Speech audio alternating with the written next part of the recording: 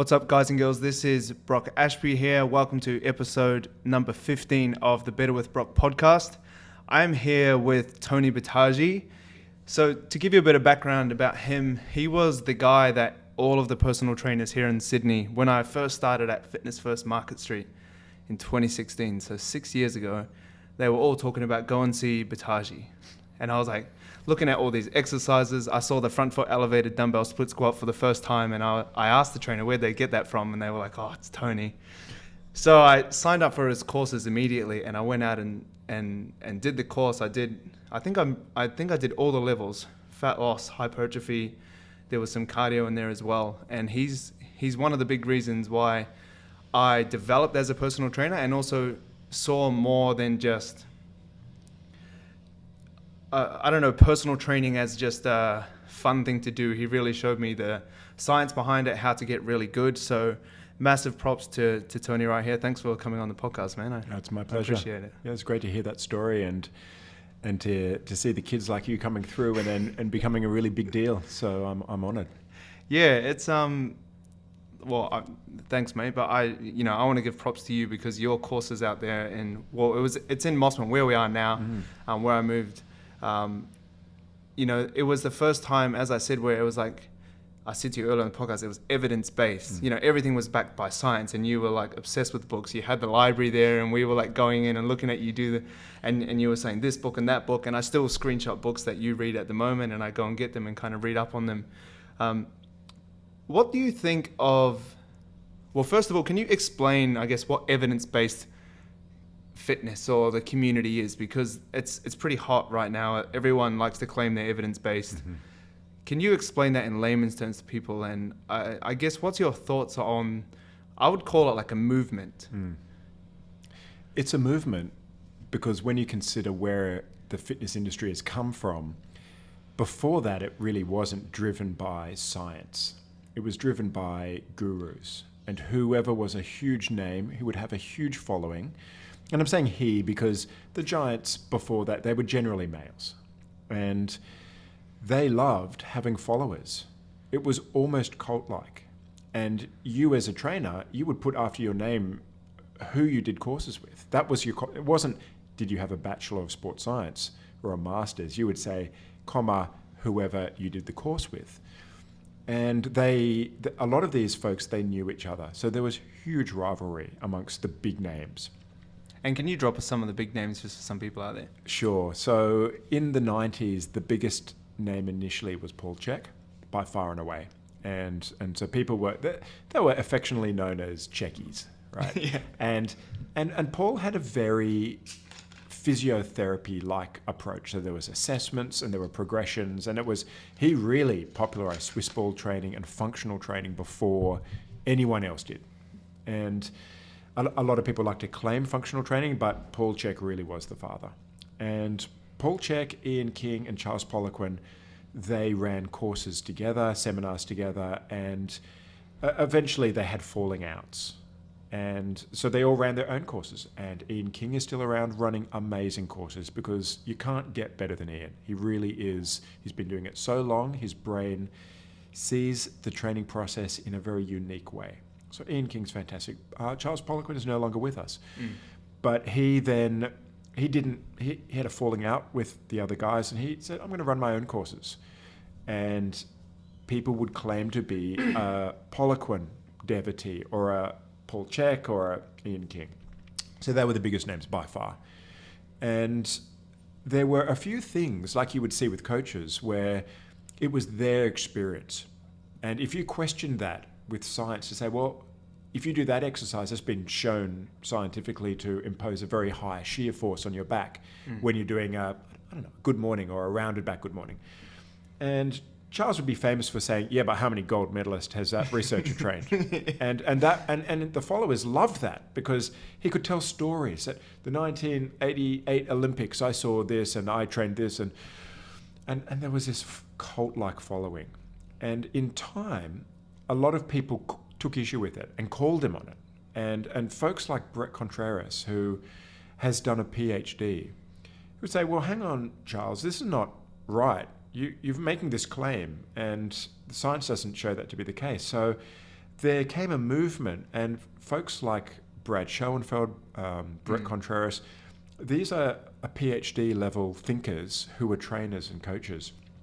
And they really brought in a higher standard of how do you know what you know? Is that a correct way? Is there an alternative way of viewing things? Is it right?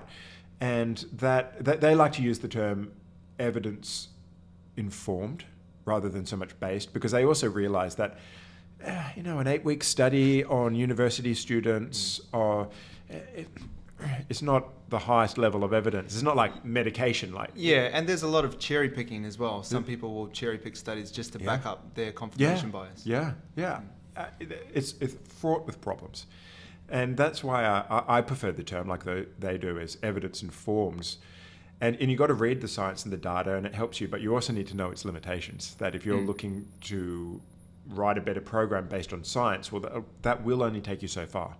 You do need to be informed by what coaches have done over many decades and many years. So I know, at least in my reading, I certainly read science every day. I read science, but we're not in like a basic science field like chemistry or physics where that's all you do is read science. We have to read what other coaches do, and you chat with them, and you have conversations. How do you approach training a Paralympic athlete or a swimmer or a physique competitor?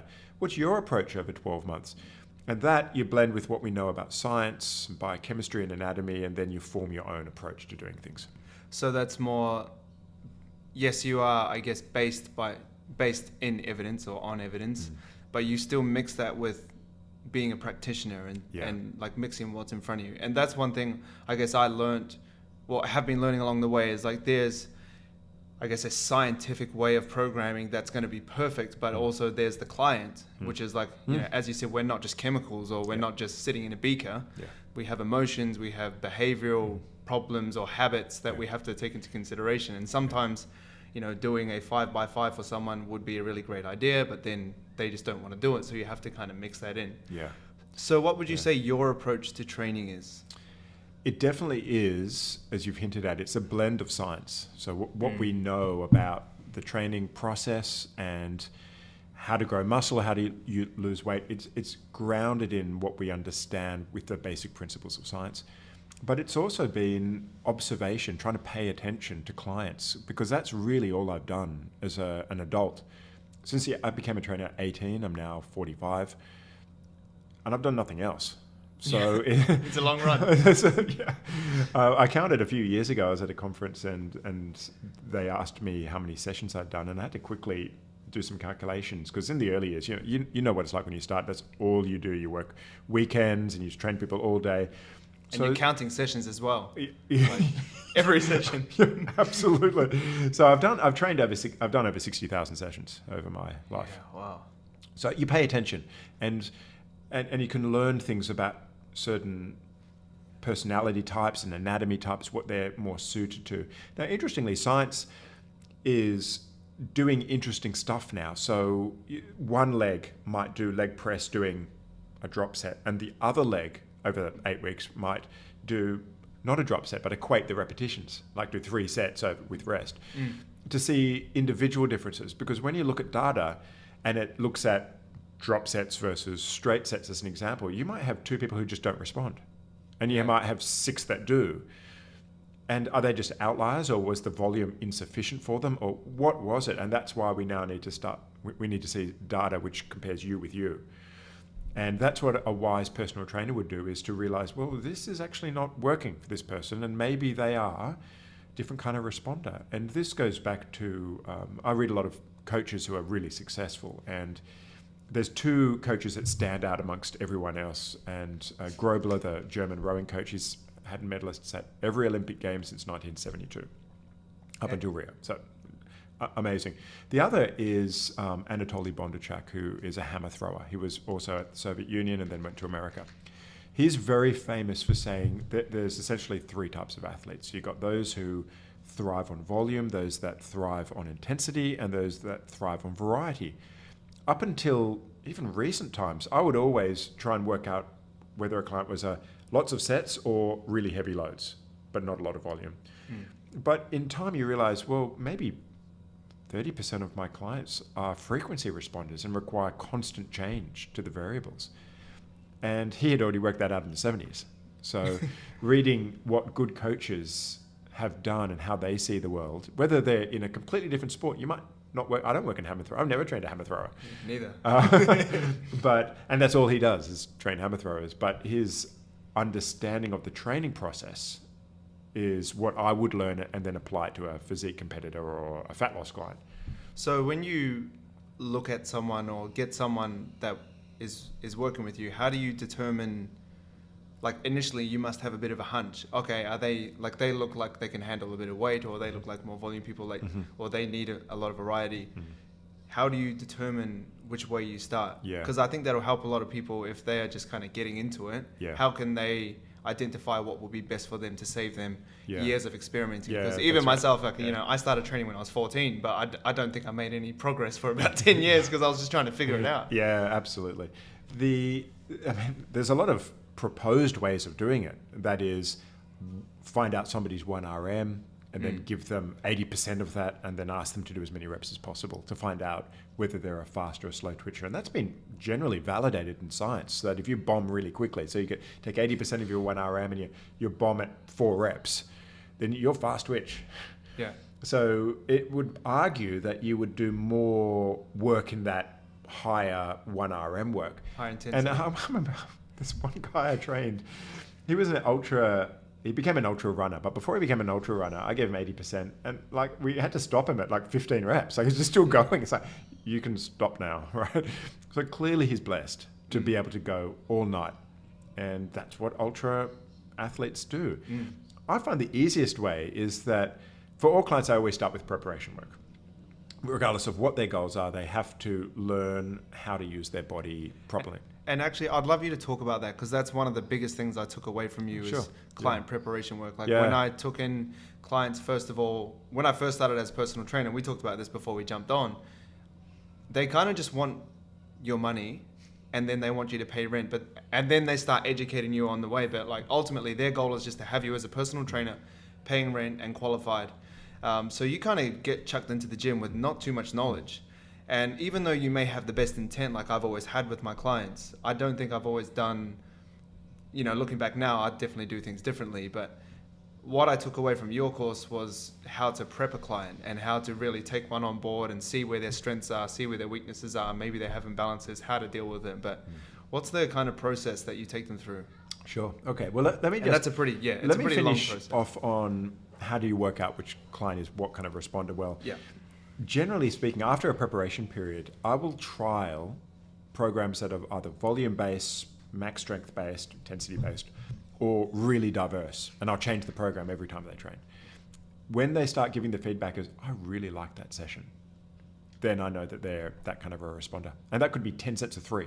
Go, that was the best workout I've ever done. So, alrighty, you're your intensity responder. Yeah. And then there's others, and you do 10 sets of 10 or whatever, but it's a 400 rep workout. It's like, I feel like I'm working, and they just love it. They thrive it. They don't want to rest. They want to keep going. All right, and I've got a number of clients, and then there's other clients who want a different workout every time they train. They are a variety responder.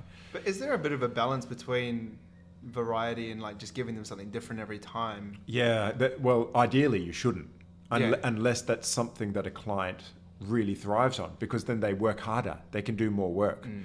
And you don't make them completely different. You're working on it. So for the variety responders who I have, it's not a completely different workout every time they train. They're different themes or ways of doing things within the same broad heading of I'm working on shoulders and obliques and glutes. And I'll hit them from slightly different angles.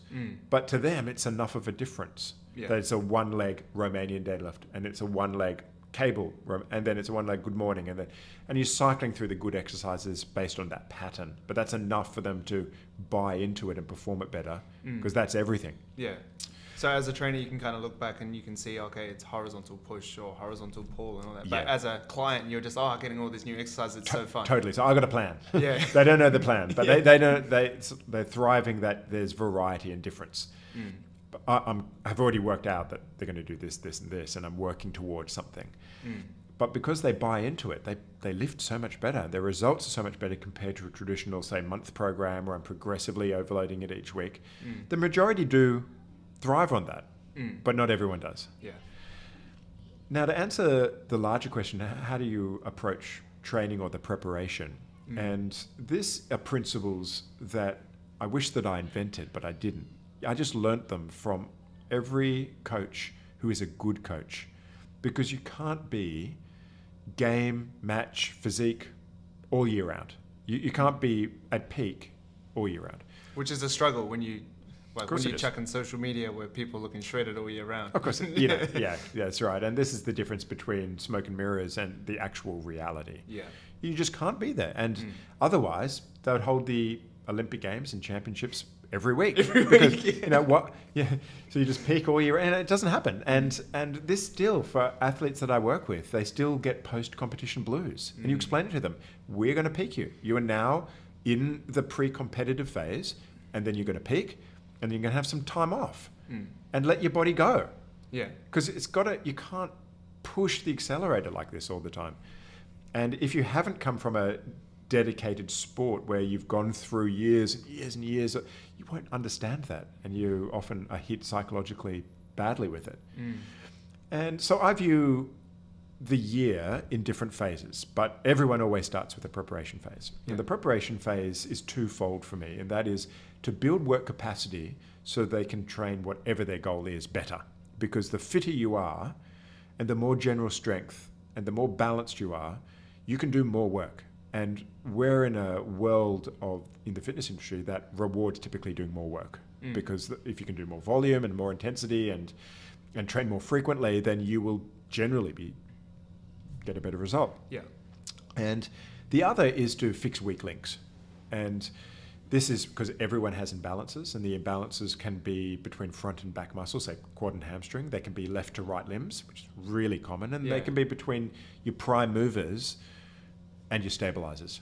And the preparation phase allows me that chance to prioritize those areas that I'm just not doing in a fat loss phase or a hypertrophy phase or a strength phase. You just don't have the luxury. You have to improve strength or do high energy expending training. You don't have time to go and work on ankle stabilizers and your rotator cuff and your grip, but you do that in a GPP. Now, it's not basic, but it's just you just do it. There's a lot of misconception that it's the basic training a beginner does. Well, not really. Only a beginner does beginner training. Yeah. So where would your advice lie for people just starting out with training? Like, I guess in some way, shape, or form, kind of doing their own client prep. Like, what would you say to someone who's just starting? Identify what you hate doing and what you suck at, because you have to become good at it, because it will catch you later. That's the primary rule of thumb. And that's what a trainer is meant to do, is to identify, well, you've done a lot of glute work, but you've done no lower ab work. And you've done no adductor work, all abduction work for your outside glutes. Yeah. So you don't have to not do that, but you have to do a Copenhagen adduction. You have to do some reverse leg curls, reverse abdominal curls, and maybe some scap and something like that to balance you up. Yeah. So, like, do you think that that's hard to do? Because obviously, like, I'm on social media. There's a lot of people out there posting on social media, and they're doing like just a glute workout. So then people go to the gym and they go, "Oh, I'll just do this glute workout," and then they'll find someone else's glute workout and just keep doing that. Yeah. How do people like navigate through that? Yeah. I was listening to a friend talking recently, it must have been last week, and she said, well, I just find a workout online and I just do that. Yeah. Is that bad? No, I've got two answers. The number one answer is, no, of course not, because it's exercise. It's better than nothing. And it's better than nothing, and you're doing something, and hopefully it's been designed by somebody who knows what they're doing, so at least it's got a degree of balance. That may or may not be true, but we can be charitable at this stage. Now, then the professional answer is that the best we can do? And will that result in imbalances down the track? It's the same as if I say, Brock, I want you to take up swimming, just freestyle. And all we're going to do is freestyle. And we're going to start at 10 minutes, and we're going to build it. And that's all you get. So then in 6 months' time, you're saying, well, my swimming's really improved, but I've got this shoulder ache. Why is that? Well, because you've done 1 million internal rotations and no external rotations. So it's not Nobel Prize winning stuff to realize you've got to do some backstroke. Or you got to get to the gym and do some external rotations and work on what the sport doesn't do. That makes sense. Everyone understands that. But what about in our industry, which is physique driven, and that is it's rewarded by glute, core, shoulders, females, and say pecs and quads for guys. Yeah. Work on that, but equal and opposite. Work on the opposing muscles, that the movement patterns that you love doing, work on their equal and opposite. You have to train them. Otherwise, you will get lumbar problems because your tilt will be so aggressive in the hips, and your shoulders will be... I mean, we all see what happens when a guy just does bench and no back. Yeah. Right. But it's the same for every... If you're doing AB abduction and not AD, you're going to have problems. They just don't show up in 6 months. They show up in time. That's the problem. Yeah, and that's one thing I took away massively from your course, especially going through the general prep, where I think I probably will stuff up the numbers, but the dumbbell chest press had to be the same as the single arm dumbbell row, I think, in terms of proportion. Yeah. And my pull was not very good. Yeah. Like I could bench pretty good dumbbells, and then I'd try and row, and it was like pretty average. And then I'd try and do the shoulders. And I think they were meant to be 66% of what I could do. And correct me if I'm wrong with the numbers, and I couldn't get that either. And then where I really screwed up was the external rotators with I think that was 15% of your chest, and I was like absolutely out of balance that way. And I didn't get injured, but I think, like maybe I caught it early, and that's where as a PT, even growing up, like I said, you don't come in the most educated. They just kind of want you through the door. So I was just, kind of like doing mirror muscles, and I was lucky to not get injured. But one thing I did kind of injure myself in was my lower back when I was squatting. And I remember at your course, we were kind of looking, and I would tilt sometimes at the bottom. And that's one thing that I still focus on to work on to try and stay upright. But it was because of unbalance. I had to do a lot of single leg work for a while. Yeah. And I think one major thing that I see now, a lot of people jumping into squatting, jumping into deadlift straight away, even though they haven't qualified themselves to do it. Yeah. How would you judge people to say, okay, you can squat or you can deadlift? Because people think you have to squat and you have to deadlift to get big legs or to get big glutes or to get whatever they want. That's what they strive for. How can they kind of qualify themselves? Yeah, this comes back to the evidence-based principles we're talking about at the beginning. There's a lot of very strong opinions in the fitness industry, and some of them, they're just not... The person giving them, frankly, and it sounds terrible, they shouldn't really have an opinion. They don't know enough about it to give an opinion. And you see this, well, you should only squat or only deadlift. Like, really? That's not how muscle works, right? So if you take a muscle and you do single leg deadlifts and you work to failure or very close to it, and you match the volume based with double leg deadlifts, you look at it you take a sample of muscle, you look at it. You're not going to say, oh, well, this is the deadlift muscle. We can tell, right? You're working deadlifts. The muscle doesn't know. It just knows effort and fiber recruitment. So whether you're recruiting that fiber with one leg or with two legs, the muscle doesn't care. It just wants muscle fiber recruitment or high levels of recruitment. And so to answer your question of, I use Mark McKee, he's a strength coach from Queensland, a very famous strength coach. He would say you've got to earn the right to progress. And before I was a trainer, I was a guitarist, and I wanted to... That. Sorry to jump in. I've seen that on Instagram. Yeah, I saw you kind of busting that out. Yeah, I was in COVID lockdown, so I was like, what am I going to do? I'm going to pull out the guitar. And then I felt really bad, so then I wasn't even looking at my phone for a few days. But so when I picked up the guitar, I wanted to play everything. And I would look up to these people who could shred. It's like, I want to shred. It's like, I don't even know where my B string is and how to... So you've got to learn this. And anyone who's played a musical instrument understands that you've got to learn to read music and your notes and your technique and your picking and and then you can play Jimi Hendrix. Yeah. In the gym, so stop that. I'm just going to learn how to do a snatch grip deadlift standing on a podium with bands. Okay, well, let's deconstruct it. So to do that means you can do a snatch grip deadlift. To do that means that you can do a deadlift. To do that, you can do a Romanian deadlift. Back extension, good morning, hip extension. So in my program, so what I would teach any trainer is foundational movement patterns that teach a client to move through their hip, but create rigidity at their trunk. So they're not moving their trunk when you don't want them to move it. And then I can load that. But then I need to make sure that left and right are balanced, which is what you alluded to. So there are ratios that if you can squat X, then your Bulgarian squat should be Y, or your front step up should be W. And there's ratios, but the ratios are kind of, they're helpful. They're guides to know whether you're ballpark or way off. But most importantly, they show left or right. And that's the issue. Because if you can do a weight you should do for 10 with your right leg, but you can do 6 with your left, well, why are you loading a barbell when you're doing a squat? Because you've got one leg that's 40% stronger. It will do all the work, and you'll see a shift, and your lumbar disc will be calling out for mercy. Yeah, well, I was training late at night. I was still a PT at the time at Market Street, and I trained and I just rushed it. And I think I was just tired and exhausted or whatever. And I went down to a squat and I couldn't get back up. And I had it wasn't too heavy, but it was 120 kg on my back, which isn't very easy to do when you kind of slip something. And I couldn't walk the next day. Yeah. I was really bad. Yeah. I had an ambulance come in and Is that it was, right? it was pretty bad. But that was from then I kind of had to go back through the client prep stuff that you worked and me being the client, being slowly working through to kind of work my way up back into, not that squat and deadlift once again are necessary, but to kind of work my way back up into it. And I stayed away from squatting and deadlifting for a while because I was a little bit fearful. More so it was a mentality thing. Now I'm back into it. I kind of have confidence working into it. To kind of go on another direction, I know that you've coached some pretty great athletes. You've coached Hattie Boydell, and recently I saw Anna Crichton, is that how you say her name? Take the WBFF Pro title. What's it like coaching them?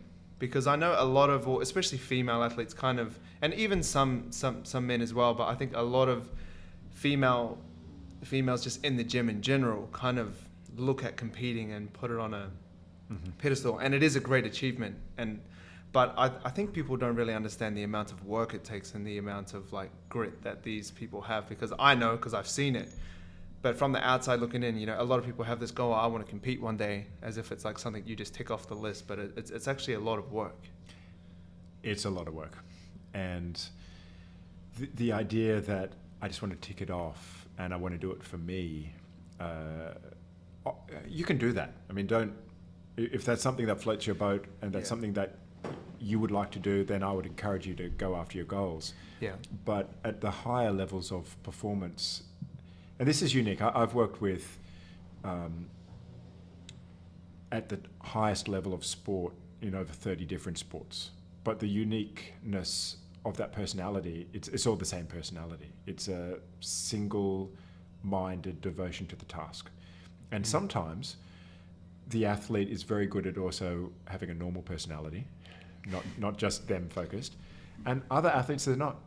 Everyone exists for those individuals. And they might look really nice, but one person exists, and that's the athlete. And they're not very fun people to work with. But the strength coach is the bottom of the pecking order. That's why I never talk about athletes, because all I did was told them the sets and the reps, right? It's not a big deal. Yeah. Out of the 30 or 40 hours a week that they're training, they might be doing strength work 2 or 3 hours. That's a really small deal. So when you hear strength coaches talking about all the athletes they've trained, it's like, come on, man, it's the athlete. We're the bottom of the barrel of the support staff, really. Yeah. So I tend to not talk names, but that single-minded devotion to perfection and being the best is a common theme that goes across all the athletes, across all the sports that I've worked with. And how have you dealt with the other side of, like you said, post-competition blues? Because I've seen online, people, they're gearing and especially people with followings, they're kind of gearing their followers up oh, I'm so pumped, I'm 2 weeks out, I'm 1 week out, and then they don't place. Yeah. How have you... But there can only be one winner. Right? Yeah, but it's... This is it, because you pour your heart and soul. And some sports are very clear cut, as in you were the fastest athlete. You lifted the most weight. Others have a team of people judging you. And gymnastics is a sport like this. But physique competitions are like this, which means that, and my experience, Hattie and I have talked about this, is that she won the World Championships one year. And then the next year, she came second. And they said, you need to come in in a different condition. So we did that. We did everything that they said, and she still came in second. It's like, well, what did you want? Now you're saying she's too small. So which one is it that you want? And this is the unfortunate subjective side to visual-based, aesthetic-based sports.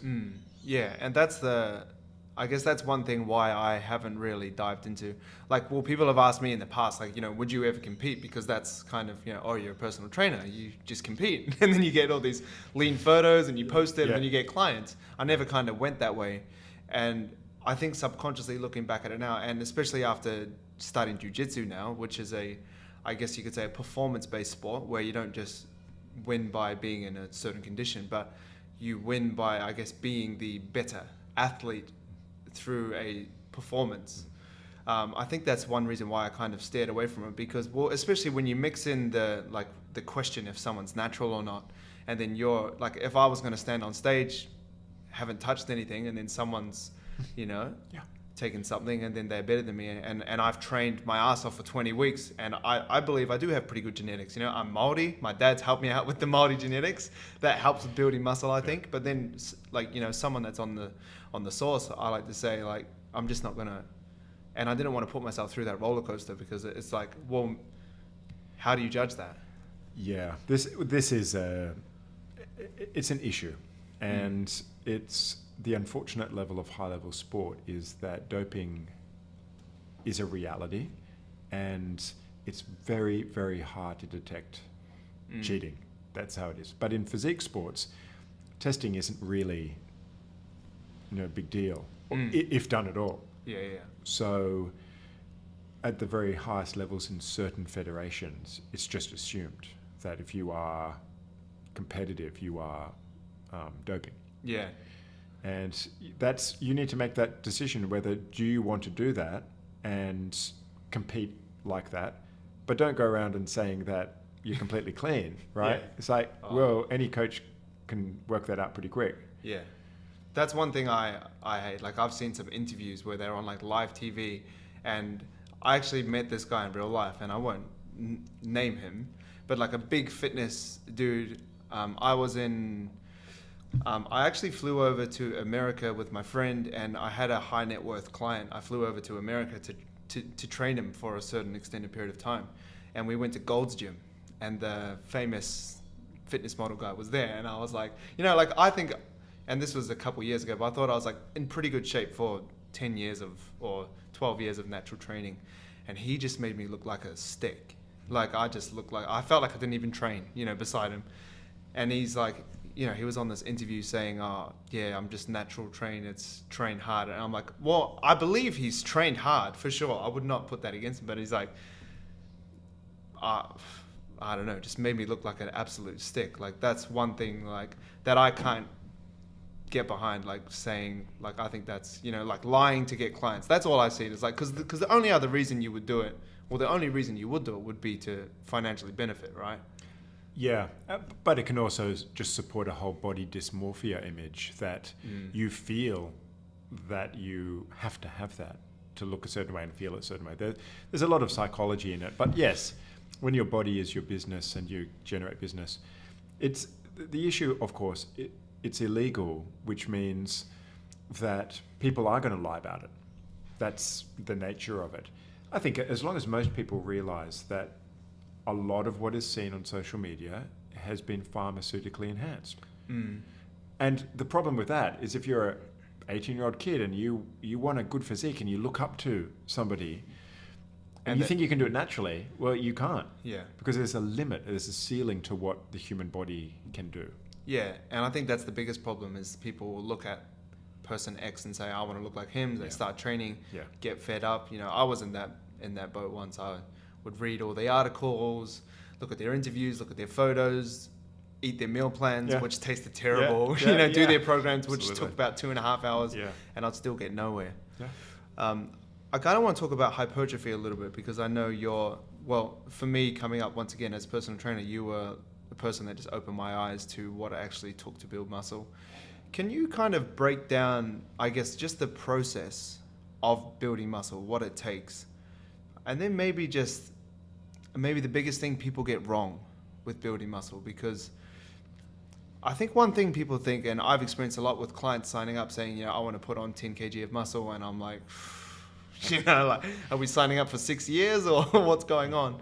Like, it's much harder to gain than to lose, like to gain muscle than to lose body fat. But some people just kind of compare it like, oh, I'd like to just lose 5 kg of muscle. Lose 5 kg of body fat and put on 3 kg of muscle. But it doesn't really work like that. It doesn't work like that. And it doesn't work like that when you consider it in the lens of evolution. Having more of you was not of evolutionary benefit, but having endurance was. So the adaptations that we get in our bodies to improve endurance capacity, they're driven by obviously doing that task, walking, jogging, but also in the absence of food. So interestingly, by being on low energy and even low carbohydrate, you get more out of that training session. So the body evolutionary is designed to ramp up those pathways to make you a better hunter. Or a gatherer. But growing new muscle is energy expensive. So there's a lot of things that have to go into the stew, so to speak, of growing muscle.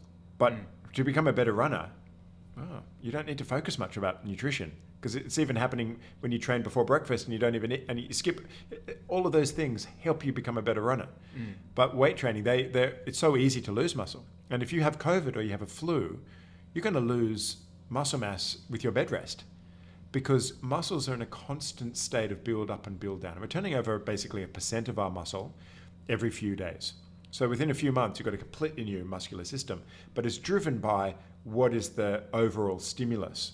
And if the overall stimulus is you take up running because you want to do a marathon, then the turnover of muscle is geared towards taking in blood and mitochondria. But if you're doing weight training, then that turning over the stimulus is now, I'm going to grow muscle. Now that process is really slow, because every time we eat a meal and it's got protein in it, and you've been lifting weights, we take less than 10% of that meal, or about 2 grams, and turn that into muscle per meal. It's a very slow, very small process. And when you do gain weight and you look at the scales, I've gone up 1 kilo this week, you didn't gain 1 kilo of muscle. We wish. You gain a few grams of muscle and the rest is water and glycogen. So it's a very long process. So where do you think would be the number one thing that people kind of screw up with trying to build muscle? Like in the weight room, Yeah, because I would say there's 2 big issues when people fail to grow muscle. And one is inappropriate programming variables, because there is a known amount of volume and intensity and rest, all of these things that have been studied and compared against something else and shown that this is a better way. And the other is just not eating enough, because it's energetically expensive to lay down new you. So if you're under eating, and let's say you have a wearable, you've got an Oura ring and it says you move around at work and you went for a walk and you lifted weights, and it says your Oura ring you did 3,000 calories. Well, that means in 3 meals, you need to eat 1,000 calories each to be in balance. Just to balance it Just off. to balance. Not even before there's surplus energy that the brain says, well, let's take that surplus and send it to the skeletal muscle to grow. But if you're in energy deficit, you can grow muscle, but you need to be very fastidious. But the body is primed to grow muscle in energy balance or surplus. So firstly, you need to understand, what are you burning every day? And if you've got no idea, then you're just guessing, right? Why bother talking about macros or protein? Like, that doesn't mean anything. You have to understand that if you're expending 3,000 calories, then you should probably eat 3,300, maybe shoot 10% above it. Yeah, I think that's one thing that I've found just people absolutely stuff up, is that like the pyramid of nutritional importance, or like the whole calories in thing. Like people are focusing, a question that not infuriates me, but that I dislike getting, is like, what protein powder should I take? Or, how much creatine should I take per day? Lower order questions. Find out how much you expend in a day. Do it over a week, and you'll find that there's quite marked changes. If you have a leg day or a rest day, you could be at 2,100 calories, and then on a leg day, you could be at 3,500. Once you understand your total energy needs for the day, then you need to shoot just above it. that's the point of now being in surplus. Now the weight training stimulus, that's telling that surplus energy to go to skeletal muscle. If you're in energy deficit, you're in preservation mode. Why would you grow new tissue by and large when you're in energy deficit? Now, again, you can, but it's not optimized. Yeah, I was going to You say, can, but it's like, not optimized. you know, there's that study, I think it's on rugby players, where it's like the calorie deficit, they still build muscle. Yeah, it's very, And, yeah. But it's just super rare, or you have to have really great You genetics. need to know what you're doing. So the best, this is called recomping. The best recomping study that was precisely controlled was done by Stu Phillips. And I spoke to Stu via email afterwards, and he said, you know, the guys were walking around just saying, feed me, feed me. And he induced a massive deficit and trained them an hour vigorously 6 days a week. It's possible. In fact, every girl I've worked with for physique competitions, they've all recomped from coming into the dieting phase to just before competition. Very, very possible. You just really need to know what you're doing. So most people don't, to be honest. They just don't know what to do. Yeah, and I think a lot of people don't understand that, you know, well, you'll be on lower calories, so you'll probably feel pretty crap. But then you have to train like a beast, like you've got the most energy you have throughout the day. Like that's I don't think people have the kind of grit to do that. Yeah, and that takes you back to what's the psychology of an athlete. It's single-minded focus towards their task, and that grit just to train when you don't feel like training, and when it's cold and raining and dark, and you've been doing the same thing over and over and over. If that doesn't float your boat, then find something else to do. But that's what it takes. I want to jump to a couple of questions that people sent through. I'll just be aware of time. How do you know when to bulk and when to cut? So there's some followers have kind of sent these in through Instagram. So how would you know when to bulk and when to cut? Excluding a competition.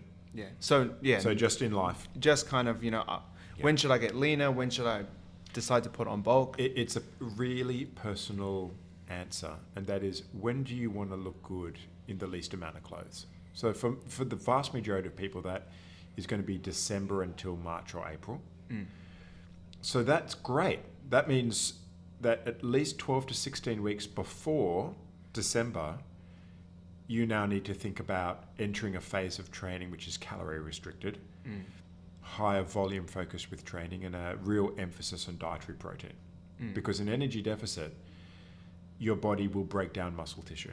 The body doesn't really care what it's breaking down, as long as it's breaking down something in that shortfall of energy. Well, that's why studies have shown 30, 40, and sometimes close to 50% of the loss of weight can come from muscle tissue.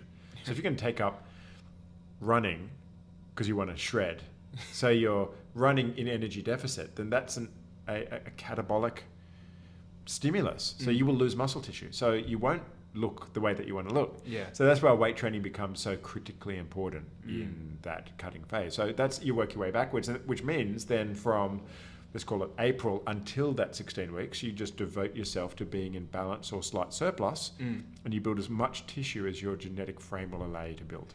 And what advice would you give to people that struggle with gaining weight? Because that's a big one. People want to transform their body or build muscle mass, but they can't hack their jeans getting tighter or actually having to put on a little bit of weight. Because I do it, but I do it very subtly. Like I do it in small increments where I don't look as lean as I have before, but it's not super obvious, like, whoa, Brock's let himself go.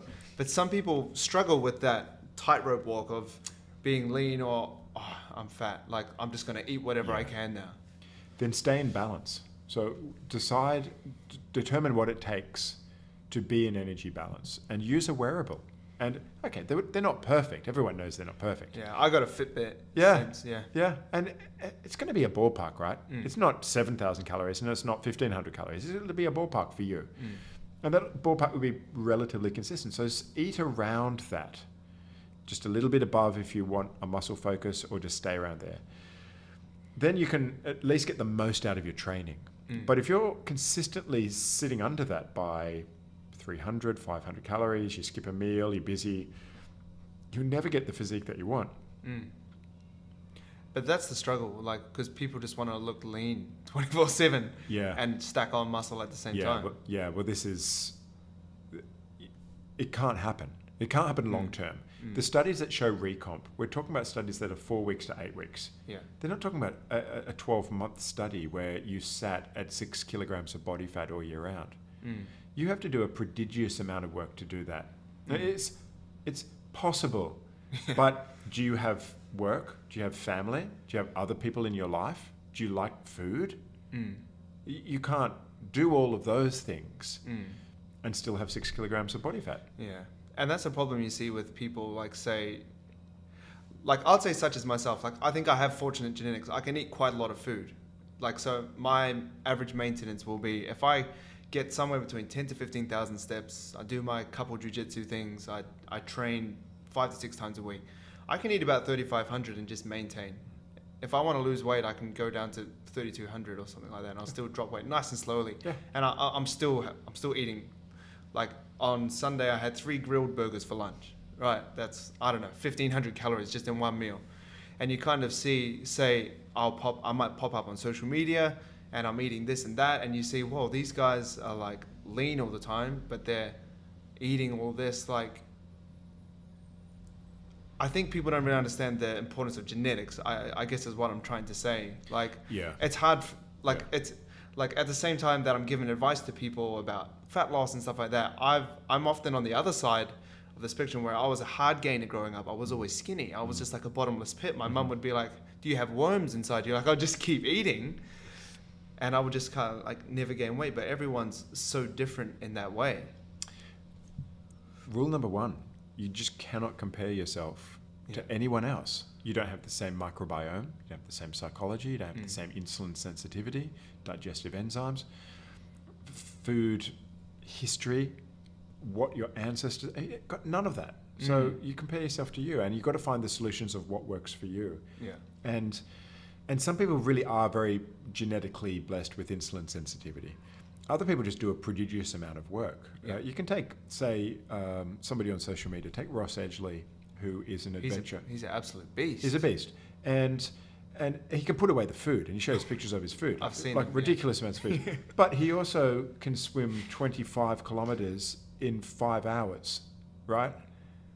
Like, who's doing that in their spare time? And then I'm going to go and do some hill sprints, and then I'm going to lift some weight. So your daily energy expenditure is 9,000 calories. So you can eat 8,000 calories and be in massive energy deficit and look like that. Yeah, you're like comparing yourself where, let's say you're an office worker, you sit down from 9 to 5, and then you go home, you sit down, watch more TV. Yeah. And then there's a fitness person on Instagram, say like Ross, who's kind of like, well, you could say like full-time job is to be an athlete. It is, to do things. Like, you can't compare yourself to Yeah. someone that's literally getting paid to be an athlete and Yeah. paid to work out, where you're like, can't be bothered working out. Yeah. It's just like chalk and cheese. Absolutely. But don't forget that also those people who gravitate to sports and physiques, that's what drives them. That's working at a desk in front of a computer all day doing banking. That's not what drives them. They thrive on going to the gym and counting their macros. So I have a couple more questions. This is a good one. Tips for a brand new PT, as in this is the first gym I'm working at and I'm brand new. Great. Personal training is an amazing job, and you can meet so many different people and help all different types. And personal trainers are like the GPs of the fitness industry. We need to have a working knowledge of everything. Yeah. But you don't have to specialize. But you need to understand about nutrition and how to help rehab a knee and what to avoid to hurt someone's back, and how to help somebody lose weight and put on. It's everything. That's really like a GP. So the more courses that are diverse that you can do, the better. And click with personalities. You'll find educators who you see the world the same way they do, because there's so many great courses out there, and there's so many books. So I always advise, read as widely as you can, take some time out of social media, and actually read a proper book. Right? People are like, I'm doing some research. They're on Instagram. Yeah. Researching. I saw a great picture of somebody sitting on the toilet, and you see the pants around the ankle, and the meme is, I'm doing my research. So read as much as you can and attend as many different courses across the different fields. So do courses with physios and sports dietitians and strength coaches and coaches who do different sports to what you do. You'll pick stuff up. And don't get overwhelmed because there's a lot to become good at. And it takes a long time. I think one thing that I really liked when I watched you, because I remember when I came to do your course on the lunch break, you had a client. And That's right. They were hell days. Yeah, you were like, oh yeah, guys, I'm just going to teach, and now I'm going to do a client for an hour while you guys get lunch, and then you're back into it. Yeah. And you were so quiet. You know, like in Fitness First, you get the 1, 2, you know, counting every rep, and how's your weekend? How's this? How's that? And, you know, and always counting, how's that? Is that all good? And then I saw you, because, you know, like it was just normal to me. You know, you just see at Fitness First, I think, well, I shouldn't just single out Fitness First, but I think the standard of personal training could really improve. And I think that's why I loved your course, because especially the trainers at my gym that did it, they were the busy trainers, because we kind of picked up an idea of what could be improved or how we could be better trainers. But yeah, you were so quiet. Yeah, not quiet in I'm an introvert by nature, and I don't feel that clients need fake pumping up, right? So, and ultimately, your client picks the trainer based on a personality agreement. So my personality is, I'm not going to talk if I don't need to talk, and I really don't think you're interested in my life, despite what you might pretend to be, but I know you're not listening to me. So I'm there because you want my brains, to be honest, and my eyes. So I'm there to see, watch, and if I don't need to say anything, I won't. So it's all pretty... self-awareness. Yeah. Well, that's kind of half the chat you hear on the gym floor is weekends. And I think trainers need to realize that their clients don't care. I mean, they're polite. Don't get me wrong. Yeah. But they're not listening. Like, why would they care about a 22-year-old, what they did? You know, they don't. They're being polite. Yeah. That's true. So we need to get out of our own way pretty quickly. I like that. Another question, actually, I find this one quite interesting. It was a question directed at you or I. Do you nap during the day sometimes, and do you recommend it? When I'm at work, I do not, because I don't have time. But I love a good nap. Sometimes the knowledge of having a nap is the only thing that gets me out of bed in the morning. I just love it. And data shows improved cognition with it. So you get a better rest of your day. But if clients feel obliged that they have to have a nap, it could be a sign of something else, and that's worth exploring. And I'll look at 2 avenues. One, are you getting a rebound hypoglycemia? So you'll have a meal and you'll get a really large surge in insulin and glucose, and then it will drop below to where it was before the meal, and you just feel like you've got to have a nap. So if that's within 30 minutes to an hour of having a meal, it's like, I'm tired. You might have rebound hypoglycemia, and that's worth talking about with your GP. And is that from calories? Because I know there's the postprandial kind of effect. Is that just from calories, or is that from carbohydrates as well? You have to work out which is which. So if you just are eating a large amount and you're having 1,500 calories, and all of that food is in your stomach and the blood is being shunted away elsewhere and it's now going to digestion, you're probably going to feel pretty sleepy. But I mean, how many people are putting away 1,500 calories at lunch? Yeah. Well, actually, it's funny you say that, because I used to feel really sleepy after breakfast. Okay. And I used to sink a huge amount of calories because I was starving when I woke up. Yeah. And because I have such a big calorie budget, I'll be like, well, I've got to put away quite a lot of food. Yeah. Especially if I have a high activity day. So I'd like have this big yogurt bowl, and sometimes I'll throw chocolate in there and honey and peanut butter just to make up my calories.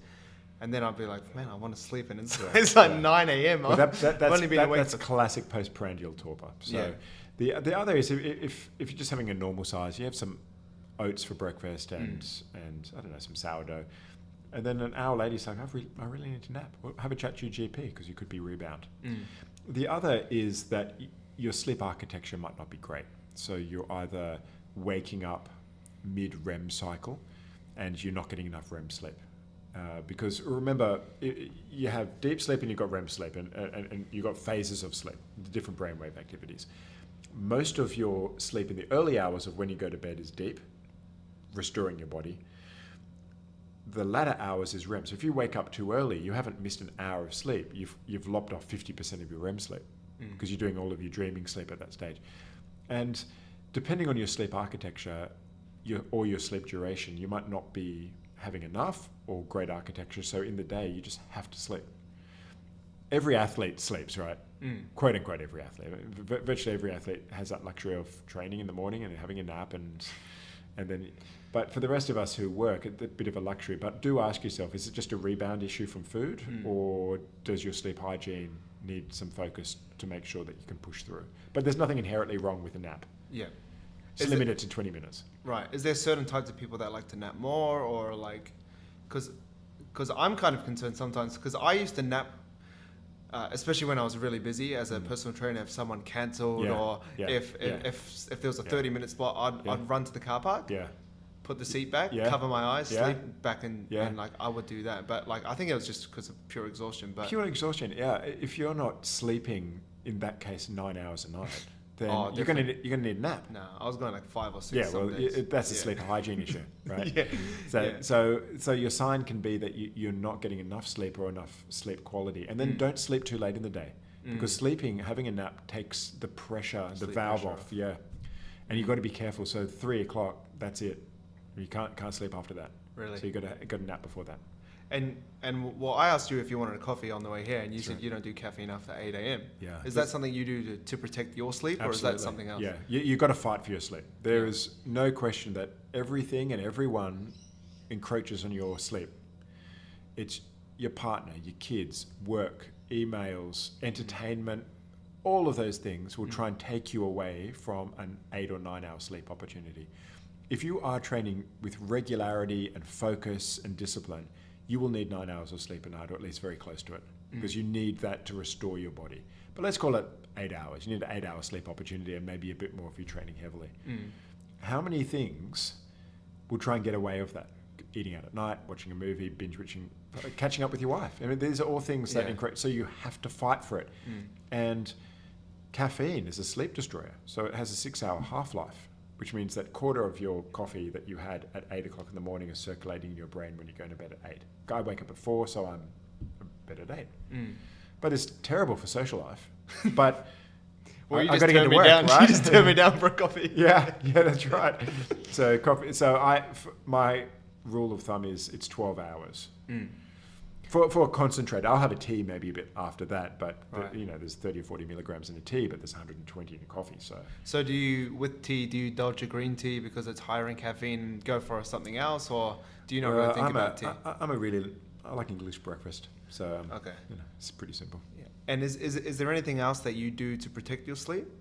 Yeah, I wear blue blockers, and at what time? Trying to mimic dusk. So at this time of year, it's pretty easy. I put them on from 5 o'clock. Yeah. I'll avoid doing any sort of work within an hour before bed, so I will not turn my computer on. I won't even check my emails. Yeah. And bed is for sleeping in intimacy, so I won't sit up in bed and do work. Yeah. I used to do that a lot. I've stopped that now. It's a mistake. Yeah. It's a mistake that a lot of people just don't. You are creating an association whether you think that you are or not, you are. So bed it's for sleeping. Yeah. I think that's one thing. So we moved to Mossman to have a bit of a better place, and also to get our own property. But the place that we lived at before was so small. So the bed was there and the desk was right beside it. So I was literally like, I kind of had no other choice, because the place was literally so small. There was like the lounge and all of that. And then there was the bed, and then there was the desk, and then like that's where it was. So it was really easy for me to grab my laptop when I was sick of lying, or sitting at my desk. I just go lie on my bed and go like that. But I think subconsciously it's like, well, that's one thing I took away from your course was like your body remembers what it does, where it where it is. So if you're in the bed and you're working and and then you try and go to sleep there, it's like, well, this place is for working. Oh, 100%. And for those people who do live in smaller places, you just need to fastidiously set the place up that's designed for different activities. So your bed, once you get up in the morning, you make it. And when you look at it, you go, that's my place that I'm sleeping. And it's perfectly made and it's beautiful. And then on my desk is clear. And if it's like what you had, you have a division. And that division is you've got your workspace. and then you might have some books or some pictures, and then that separates that workspace where you do all your working, and then you got your bed. Yeah, I wish I had. Well, it was like 38 meters squared or something. It was pretty tight things. Yeah, we have to do what we have to do, right? Yeah. Last question I want to end on, and this isn't from anyone, it's from me. This is the Better with Brock podcast, right? And it's mainly, yes, it's around fitness, nutrition, lifestyle. I'm a personal trainer. That's pretty obvious. But I'm also very interested in self-development. And I read a lot of self-development books. And just a basic question, what do you do every day that helps you or ensures you to become better? It wouldn't be one thing, that's for sure. It would be a number of things. Okay. And professionally, I read every day for about an hour. And that is spread across, sometimes it's just workbooks, and sometimes it's just pure science. But it's a practice that I don't miss, never miss. It's a non-negotiable. So, and when do you do this? Because I've been playing around with times to read because I'm doing courses as well. You know, like I did your course early on. I'm always just trying to learn from different people. And at the moment, I've found that I have to do it when I first wake up, or else I make too many excuses. Yeah. I have to train, I have to post, I have to write a program. Totally. I do it from like 6 till 7. I'm kind of like still waking up. So I'm like having a coffee, but I think that's definitely better than me not doing it, which is what I would do for a long time. Absolutely. You do need to find, it's a bit like exercise when you're speaking to a client and, well, where are you going to do it where it's not going to get hijacked by your day? Now, I happen to love reading, so it's no problem for me to find time to read anywhere. Whereas I'm in a stage of life with 3 young kids where if I don't exercise first thing in the morning, then it's hijacked, and I don't feel comfortable doing it when my wife's doing everything for the kids. I'm just going to go lift some weights. Yeah, so I will read at a different time of day. But earlier on, it was the first thing I'd wake up, make coffee, and then read for an hour, and then I'd start my day. Now I train first thing in the morning, so I'm up and I train, and then I get that done, and then I can see clients and read and so forth. So I'm catching that all over the place. Yeah. Exercise is also a non-negotiable. I would exercise every day. Daily, without exception. So last year I averaged over 2 hours a day, every day of the year. Wow. I was. And sorry, what does your exercise look like? Because people might just think, oh, he's just lifting weights 24/7. But I know that's not you. That's right. It's everything. So I happen to like cycling, and so I will cycle most days. But I diversify the fitness across a multitude of different modes. So I swim, I run, I cycle. I use an assault bike. I lift weights. I'll walk. If I feel like I'm really beaten up, I'll go for a 60 or 90 minute walk. But it's diverse. But I never, ever, ever, ever take a day off. Ever.